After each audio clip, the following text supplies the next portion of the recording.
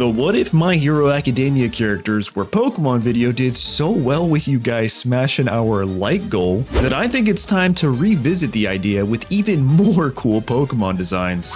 If this is your first time here, well, welcome. On this channel, we like to take popular anime and cartoon characters and see how they would look like if they were in fact Pokemon. And well, thanks to the Panio, we have just that with some of his older design concepts. And that means today we'll be going over some more amazing Pokemon lines based off of some legendary characters from the region based on the world of My Hero Academia itself. And just like I promised last time, let's kick things off with some villains as Pokemon first. Starting off with this flying beast, Crowhall, the ground flying type atomic Pokemon. Now this Pokemon is based off of the villain Overhaul, which you can clearly see with its mask covering, which is almost identical to the T. And speaking of its masks, it's said to be a relic imbued with ancient powers, allowing it to manipulate terrains at will. A master of both the land and the sky. This Pokemon is really out here trying to compete with the legendary Rayquaza and Groudon all in one go. As for the ability, Mold Breaker seemed like the logical choice given the concept of this design. And for the attacks, moves like Earthquake and Drill Peck would aid this Pokemon's overall kit, that's for sure. But as for finding this Pokemon in the wild, well, I think it should either be a one-off for the region or reside in an area that is cut off entirely from the main player until you save the region or complete the main storyline. Save it from who, you ask? Well, obviously the League of Villains, where their Kingpin's main Pokemon is this Crowhall. This could be a cool concept to work out in the future, where the admins have signature Pokemon that reflect things like Dobby and Toga. But I don't know, what do you guys think? Let me know in the comments if that's something you would want to see in a future video. But enough of Crowhall, now it's time to check out the main villain Pokemon that the entire League of Villains is after. And this one is actually the third legendary of the region. Remember, we shared the first box legendary in the first video, and while this next Pokemon isn't a box legendary, it's more like an Eternatus of the game. Introducing Damura, the dark poison type decay Pokemon. And this Pokemon is based off of Shigaraki and All for One at the same time. Now this Pokemon, because of that, has two forms, a Grudge form and a True form. The Grudge form has a more defensive base stat total, and its True form is more offensive in nature. But the most interesting thing about this Pokemon is its signature ability, Decay Switch. For one, it acts like corrosion and lets the user poison any Pokemon regardless of immunities, and on top of that, adds a 30% chance to poison with all of the user's contact moves. But that's not all. At the end of each turn, the user then also has a 50% chance to switch between forms, meaning one turn it could be in its defensive Grudge form, and then the start of the next turn it's its monstrous offensive form. Now I think this is a great contrast to the character this design is based off of and their unhinged nature, not being able to predict what this Pokemon's form or strategy will be next. Personally, I'm always a fan for this type of RNG in Pokemon games, but definitely think an ability this OP deserves to be tied to a third legendary. But you guys are probably like, why do you keep saying third legendary?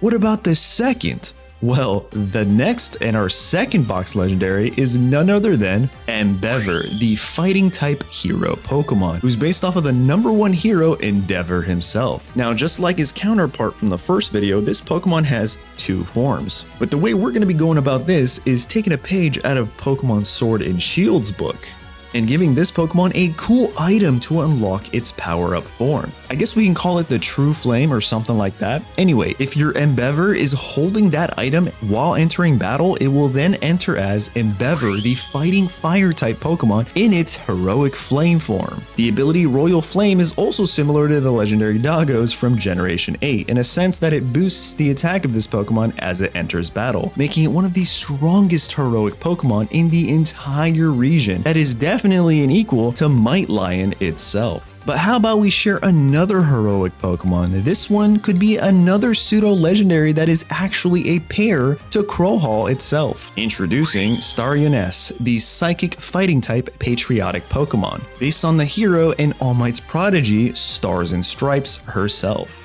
Now, why is this Pokemon considered a second pseudo-legendary of the region? Well, because I thought it would be a neat idea if during your journey throughout the My Hero Academia based region, you got the choice to either stay on your heroic path or join the League of Villains. And with that, your choice would then lead you to one of two pseudo-legendary Pokemon outcomes. Just a neat idea I think could work really well with this Pokemon and Crowhall. Anyway, back to Starry S, this Pokemon has the new ability known as Heroic Heart, which raises this Pokemon's attack and defense stat when hit by a move that lowers stats.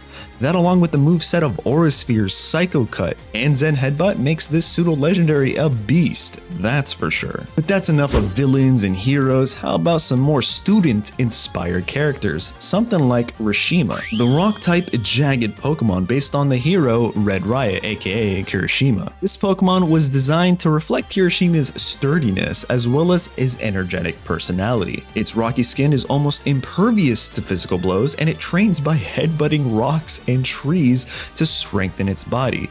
Kind of a testament to Kirishima's own unyielding spirit, don't you think? However, once your Rashima reaches level 28 and its defense stat is its highest stat amongst all stats, well then it'll evolve into Rocchiosaur, the rock dragon type Pokemon, whose body has now hardened into an impenetrable fortress. It charges into battle fearlessly, with its dragonic-like claws ready to tear through almost anything, even steel itself. Definitely a Pokemon I would love to have on my own team, mainly because of its subpart dragon type. But now let's check out the next Pokemon design in today's video, and that's Ochabit, the fairy flying type bounce Pokemon based on Ochako, aka Gravity. Similar to Deku's design from the first video, this character was interpreted as a bunny in its Pokemon design, with abilities like Levitate and Magic Bounce, which reflect Ochako really well. Now, this Pokemon can manipulate its weight to float gently in the air, and it uses this ability to avoid predators and reach high fruits off trees for its friends. But once you max out your Ochabit's happiness, it will then evolve into Uravit, the fairy flying type Gravity Pokemon.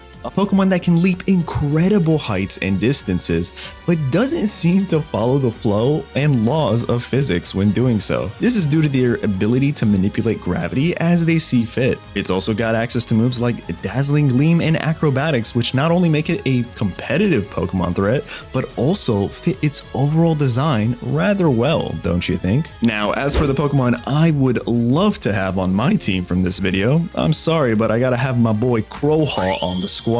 That thing is such an amazing type and design. Plus, with the ability Mold Breaker, it means I can land stab earthquakes on opponents with Levitate like it's no problem. Yes, please. But I guess that means I'll be joining up with the League of Villains, huh? Then we got the new box legendary Embever, which I gotta be honest is definitely my choice of a legendary. Fighting fire type bear? Yeah, sign me up.